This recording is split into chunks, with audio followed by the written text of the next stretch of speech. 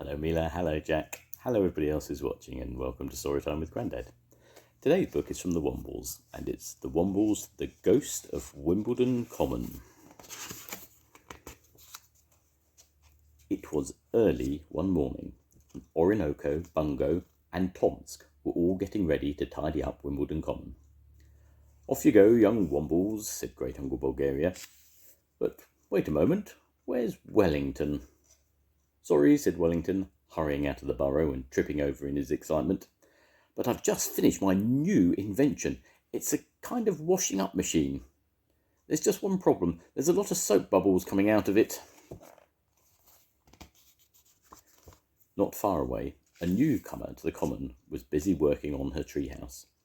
She hadn't met the other Wombles yet, and Bungo and Tomsk didn't know there was somebody living in the tree above where they were tidying. The wind blew through the tree branches, and Tomsk and Bungo looked up, wondering how a lot of junk had got stuck up there. Then suddenly they heard something rustling behind them. They looked around, and there it was, coming straight towards them. "It's a ghost!" shouted Bungo. "Quick, run! It's after us!" They ran as fast as they could to get to Great Uncle Bulgaria. "It was white as a sheet," shouted Tomsk. "It chased me," said Bungo. "What's all this about?" asked Great Uncle Bulgaria. "A ghost," said Bungo and Tomsk. "Nonsense," said Great Uncle Bulgaria, going back to reading his newspaper. Bungo and Tomsk decided they would catch the ghost to make Great Uncle Bulgaria believe them. They asked Wellington to help by building a ghost-catching machine. "I suppose I could use the parts from the washing-up machine." "Just hurry up," said Bungo. Tomsk and Bungo went off with a butterfly net and a fishing rod to hunt for the ghost. They didn't notice something white floating in the air behind them. When Bungo and Tomsk turned around and saw it, they nearly jumped out of their fur, and at that moment the ghost fell on top of them.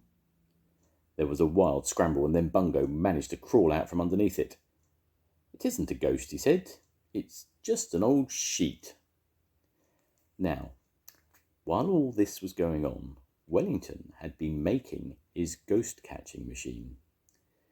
"If any ghost comes into our burrow tonight, this will catch it," he said proudly. That gave Bungo and Tomsk an idea.